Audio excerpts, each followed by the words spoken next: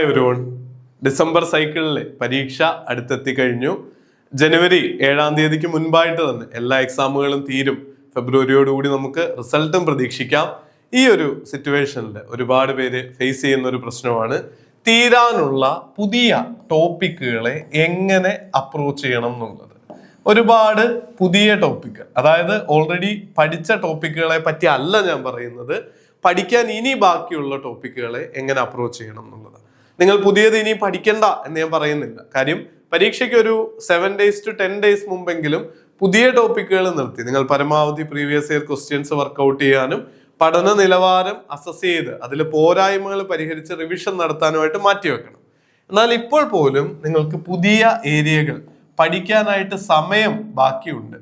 പക്ഷേ 1:1 റേഷ്യോയില് time allot ചെയ്യാനായിട്ടാണ് ഞാൻ നിങ്ങളുടെ അടുത്ത് റിക്വസ്റ്റ് ചെയ്യുന്നത്. കാര്യം പുതിയ ഏരിയകൾ പഠിച്ചുകൊണ്ടിരിക്കുമ്പോൾ തന്നെ ഓൾറെഡി പഠിച്ച കാര്യങ്ങൾ അതേ പ്രാധാന്യം കൊടുത്ത് 1:1 എന്നുള്ള റേഷ്യോ പുതിയത് പഠിക്കുമ്പോൾ 1 മണിക്കൂർ പഠിച്ച 1 മണിക്കൂർ പഴയ കാര്യങ്ങൾ പഠിക്കാനും ക്വസ്റ്റ്യൻസ് വർക്ക്ഔട്ട് ചെയ്യാനും റിവിഷൻ നടത്താനുമായിട്ട് മാറ്റിവെക്കണം. ഇതിന്റെ പ്രാധാന്യം എന്താണെന്നല്ലേ? പരീക്ഷാ ഹാളിലേക്ക് ചെല്ലുമ്പോൾ ഒരു വിദ്യാർത്ഥിയും ഞാൻ കുറെ ടോപ്പിക്കുകൾ മിസ്സായല്ലോ എന്ന് ഓർത്ത് വിഷമിക്കുന്നത് ആയിരിക്കില്ല. ഏറ്റവും അധികം നിങ്ങളുടെ ഏറ്റവും വലിയ വിഷമം ഓൾറെഡി പഠിച്ച ടോപ്പിക്കുകൾ, നമുക്ക് ഓൾറെഡി അറിയാവുന്ന ടോപ്പിക്സ് ഇല്ലേ, ആ ടോപ്പിക്കുകൾ മിസ്സായി പോയതിൽ അല്ലെങ്കിൽ അതിൽ നിന്ന് വന്ന ചോദ്യങ്ങൾ അറ്റൻഡ് ചെയ്യാൻ പറ്റാത്തതിലുള്ള വിഷമമായിരിക്കും അധികം. ഓൾറെഡി പരീക്ഷ എഴുതിയവർ ആലോചിച്ച് നോക്കിയേ, MCQ ക്വസ്റ്റ്യൻസ് ആണ്. നിങ്ങൾക്ക് ആ കാര്യത്തെ പറ്റി ഒരു ധാരണ, ഒരു മിനിമം ധാരണയെങ്കിലും ഉണ്ടെങ്കിൽ നമുക്കതിൽ പല ചോദ്യങ്ങളും പല ഓപ്ഷൻസ് ഒഴിവാക്കാനും എഡ്യൂക്കേറ്റഡ് ഗസ്സിലൂടെ ശരി ഉത്തരത്തിൽ എത്താനും പറ്റും. പക്ഷേ നമ്മൾ ആവശ്യത്തിന് ഒരു റിവിഷൻ നടത്തിയിട്ടില്ലെങ്കിൽ നമ്മുടെ മനസ്സിലെ കോൺസെപ്റ്റുകൾ ഒരു അവിയൽ പരുവത്തിലായിരിക്കും. അതിൽ നിന്ന് ഈ ഓപ്ഷൻസ് ശരിയാക്കി കണ്ടെത്താൻ വളരെ ബുദ്ധിമുട്ട് വരികയും ചെയ്യും. മനുഷ്യന്റെ മനസ്സാണ്, പഠിച്ച കാര്യങ്ങൾ മറക്കാനുള്ള സാധ്യതയുണ്ട്. അതുകൊണ്ട് പ്രോപ്പറായിട്ട് നിങ്ങൾ പഠിച്ച കാര്യങ്ങളെ റിവിഷൻ ചെയ്യുന്നതിലേക്ക് ഫോക്കസ് ചെയ്യുക. നമ്മുടെ iPlusന്റെ ഒരുപാട് ഫ്രീ റിസോഴ്സസ് ഉണ്ട്. ഇനി നിങ്ങൾക്ക് പെയ്ഡ് ആയിട്ട് ഒരു ടെസ്റ്റ് സീരീസ് ഒക്കെ എടുക്കാനാണെങ്കിൽ AIMJRF ഒക്കെ വളരെ ആപ്റ്റ് ആണ്. നിങ്ങൾ ദിവസം ഒരു ചായ കുടിക്കുന്ന പൈസ പോലും ഉണ്ടാവില്ല.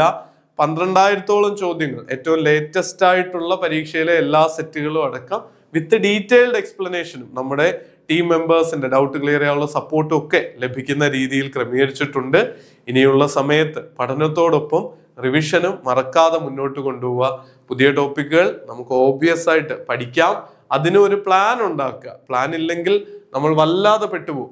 ഇല്ല, മണിച്ചിത്രത്താഴിലെ ഗംഗയുടെ കൂട്ടായിരിക്കും. ഇതിൽ ഏത് മാല വേണം, ഏത് ആഭരണം എടുക്കണം എന്നൊക്കെ ആമാടപ്പെട്ടി തുറത്തിട്ട് ഇങ്ങനെ വറി ചെയ്യുന്നത് പോലെ ഇന്ന് പേപ്പർ 1 പഠിക്കായിരിക്കും, പേപ്പർ 2 പഠിക്കണോ, യൂണിറ്റ് 1 പഠിക്കണോ, 2 പഠിക്കണോ, 3 പഠിക്കണോ എന്നൊക്കെ ഡൗട്ട് തോന്നും. അതിന് പകരം നിങ്ങളൊരു ബേസിക് റഫായിട്ടുള്ള ഷെഡ്യൂളെങ്കിലും ഉണ്ടാക്കുക. 3 ദിവസം ഇത്, ഇന്നത്തെ ദിവസം ഈ ഏരിയകൾ, അത് പഠിച്ചു തീർന്നാലും ഇല്ലെങ്കിലും പുതിയ ടോപ്പിക്കിലേക്ക് പോവുക. അങ്ങനെ ഒരു 30 days അല്ലെ 40 days 25 days നിങ്ങളുടെ മുന്നിലുള്ള എത്ര ദിവസമാണോ പെൻഡിങ് ടോപ്പിക്കുകൾ ആ ദിവസങ്ങൾക്കുള്ളിൽ കവർ ചെയ്യാൻ പറ്റുന്ന പോലെ പ്ലാൻ ചെയ്യുക. ആ ദിവസം പഠിച്ച് തീരുന്നിടത്തോളം അത് പഠിച്ചു തീർത്തിട്ട് അടുത്ത ടോപ്പിക്കിലേക്ക് പോവുക. കാര്യം ഒരുപാട് ഏരിയകൾ പഠിക്കാതെ പരീക്ഷാ ഹാളിൽ പോകുന്നതും മണ്ടത്തരമായി പോകും പലപ്പോഴും.